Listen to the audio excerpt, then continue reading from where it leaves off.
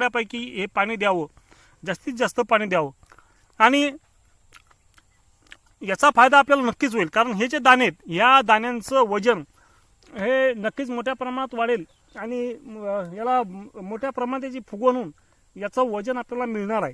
कारण आता तुरीचे फार कमी दिवस राहिले, डिसेंबरच्या 10-15 तारखेच्यात आपलं पाणी झालं पाहिजे आणि डिसेंबरच्या शेवट किंवा जानेवारीच्या पहिल्या हप्त्यात नक्कीच आपली तूर सोंगणीला येईल।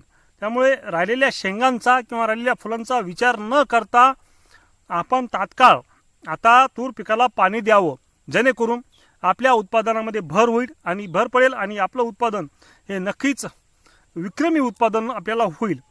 एक पाणी आपल्या तूर पिकाचा ॲव्हरेजमध्ये नक्कीच फरक पडतोय आणि आपली जमीन आपलं झाडांची ताकदसुद्धा चांगल्यापैकी वाढते आणि तुरीला जे काही पोषक घटके लागतात ते पोषक घटक सुद्धा पाण्याद्वारे तूर पिकाला मिळून जातात।